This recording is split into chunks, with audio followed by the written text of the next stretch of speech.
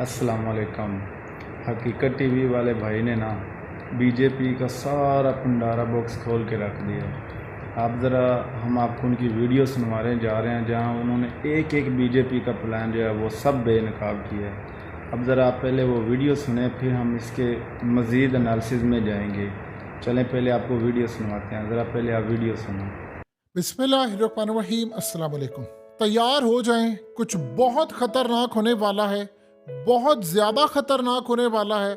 और इस दफ़ा सारी की सारी वॉइसेस आ रही हैं भारत के अपने अंदर से। सत्यपाल मलिक, ये भारत के अंदर बहुत बड़ी आवाज़ है। सत्यपाल मलिक असल में ये गवर्नर रह चुके हैं जम्मू एंड कश्मीर के, जो मकबूजा कश्मीर है भारत के अंदर, और इसके अलावा गोवा में रह चुके हैं और दीगर जगहों पर ये गवर्नर के फ़राइज़ अंजाम दे चुके हैं। इन्होंने जो इंकशाफ किया है वो रोंगटे खड़े कर देने वाला है। उन्होंने कहा है कि 2024 का इलेक्शन आ रहा है, उससे पहले पहले मोदी हो सकता है राम मंदिर के ऊपर हमला करवा दे, खुद ही राम मंदिर के ऊपर, जिसके लिए अब तक की सबसे बड़ी लड़ाई लड़ी है।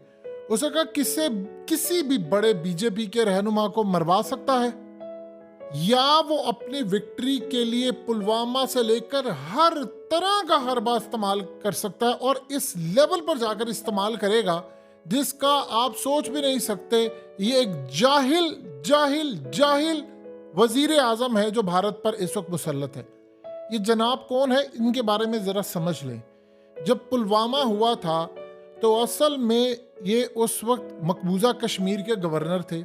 जो भारतीय फौजियों का कन्वॉय आ रहा था जिसमें बहुत सारे भारतीय फौजी मारे गए, और वो असल में भारत के अंदर उन्होंने खुद हमला किया था, और इन्होंने बाद में जाकर कहा था कि वो हमला हमने करवाया है।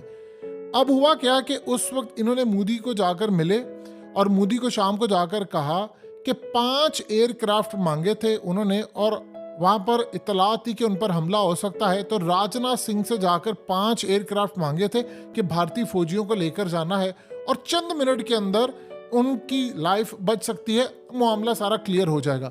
तो राजनाथ सिंह ने इनकार कर दिया। उन्होंने कहा कि नहीं, वो गाड़ियों में जाएंगे, हत्ता कि वहां पर उस वक्त हाई अलर्ट था कि इनकी जान को खतरा, इन पर हमला हो सकता है। तो मैंने मोदी को जाकर कहा था कि ये हमारी वजह से हुआ सब कुछ। तो मोदी ने मुझे कहा कि अपना मुंह बंद रखना, और अपना मुंह बंद रखो वरना तुम्हारे खिलाफ कार्रवाई होगी। तो उन्होंने कहा कि असल में मैंने उस वक्त कोई बात नहीं की। फिर ऐसा इसी बात को लेकर मेरे मोदी से इख्तलाफात होना शुरू हो गए, क्योंकि मोदी से कोई बात नहीं करता। फिर सबूत आना शुरू हो गए कि हमला हमने करवाया था, जानबूझकर करवाया, अपने फौजियों को मरवाया। तो अब मोदी इलेक्शन जीतने के लिए किसी बड़े बीजेपी के रहनुमा को मरवा सकता है, या मोदी राम मंदिर के ऊपर हमला करवा सकता है, पुलवामा जैसा काम हो सकता है, और पाकिस्तान के साथ बड़े पैमाने की एक जंग छिड़ सकती है। उसने कहा मुल्क में दंगे हो सकते हैं, फसाद हो सकता है, किसी भी आखिरी हद तक मोदी जा सकता है। अब ये कोई देखिए, इससे पहले किसी आम शख्स ने बात की होती तो समझ आती। चंद दिन पहले ममता बनर्जी ने यह बात की है कि पुलवामा तर्ज का एक हमला करवाने की मोदी तैयारी कर रहा है। फिर उससे पहले आप ये देखिए कि राहुल गांधी ने बात की थी। फिर उससे पहले अरविंद केजरीवाल ने बात की थी कि भाई सबूत दो।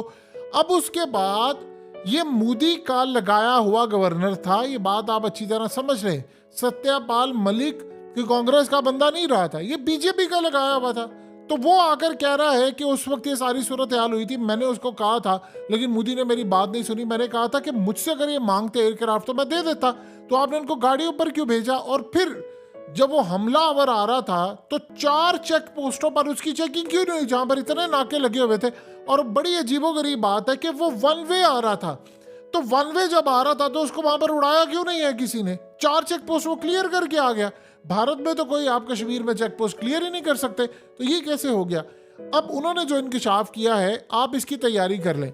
देखिए, एक बात आप ज़हन में रखिएगा, पाकिस्तान में आज जो बाजोड़ में हुआ है ये उसकी इब्तदा थी।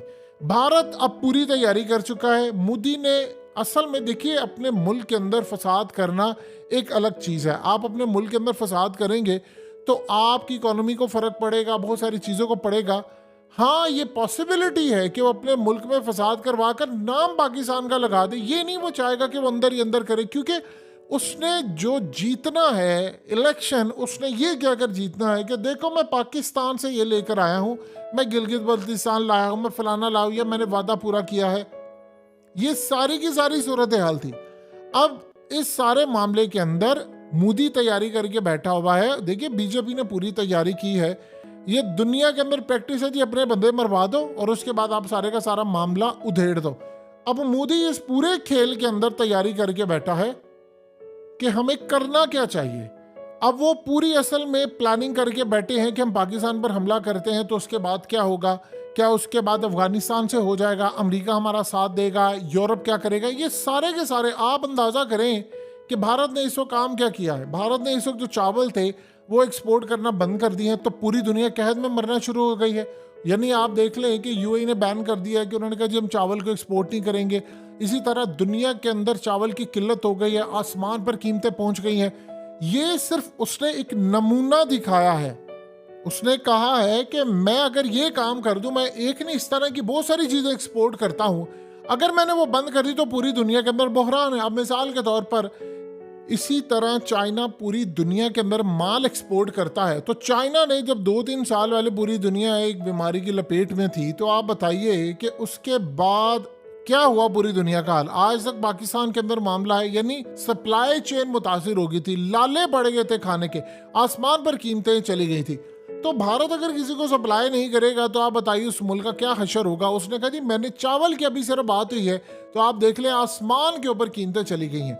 अब यही सूरत हाल है। भारत को पता है कि हमारी मार्केट बड़ी है, यानी मिसाल के तौर पर अब जो वो तेल खरीदता है वो चाइना के बाद सबसे ज्यादा दुनिया में तेल खरीदता है। तो चाइना के बाद जो बड़े ममालिक है वो क्यों खराब करेंगे भारत से अपने ताल्लुकात। उनको पता है हमने अपना माल देना है। इसी तरह भारत बहुत सारी चीजें इंपोर्ट करता है। अब दुनिया में सबसे ज्यादा आईफोन जो है वो भारत में बिकते हैं।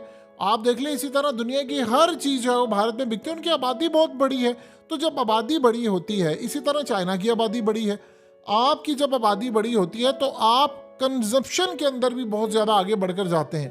तो अब असल में मोदी तैयारी करके बैठा हुआ है। देखिए उन्होंने इलेक्शन जीतने से पहले कोई काम कर रहे हैं, इस तरह नहीं वो इलेक्शन में जा सकते। कर्नाटका का हाल आप सबके सामने है कि क्या हुआ। कर्नाटका में बुरी तरह वो इलेक्शन हार गए थे। तो क्या आप समझते हैं कि वो चाहेंगे कि इसी तरह रिपीट हो? उसको लैंडस्लाइड विक्ट्री चाहिए, हो सकता है 2 सीरिये चाहिए। तो वो असल में कोई ऐसा काम करना चाहता है। और एक बात आप ज़हन में रखिएगा, जितना मर्जी पूरा वर्ल्ड कह ले, हम कह ले, दुनिया कह ले, मोदी ने उन्होंने करना ही करना है। वो उसके बगैर इलेक्शन में कूदना। 2014 से पहले उसने क्या कहा था? उसने कहा था मैं 6 माह के अंदर पाकिस्तान खत्म करूंगा, आप मुझे सिर्फ इक़्तिदार में आने दे।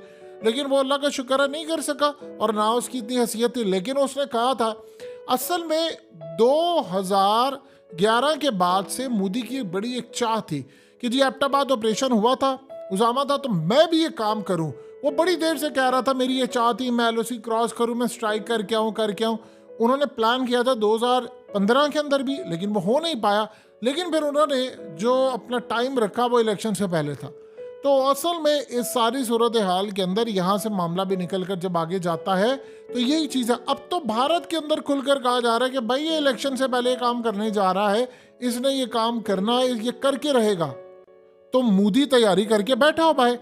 अब उनका मुहूर्त जो है वो पूरी तरह, अब मिसाल के तौर पर अगर वो गिलगित बल्तिस्तान में जाता है तो अमेरिका क्या उसकी बैक नहीं करेगा? वो तो चाहेंगे हम करेंगे बैक, वो तो बल्कि चाहेंगे कि चाइना कमजोर हो। आज जो रिपोर्ट आई है उसमें क्या कहा है कि अमेरिका को पूरी तरह नेस्तो नाबूद कर देगा चाइना। वो उसके ग्रिड को जला देगा, वो उसके सिस्टम के अंदर पेनिट्रेट कर चुका है, घुसा हुआ है, वो कुछ भी उसके साथ कर सकता है। उसके तैयारे से लेकर उसके मिसाइलों से लेकर तमाम चीजें उसके कंट्रोल में है।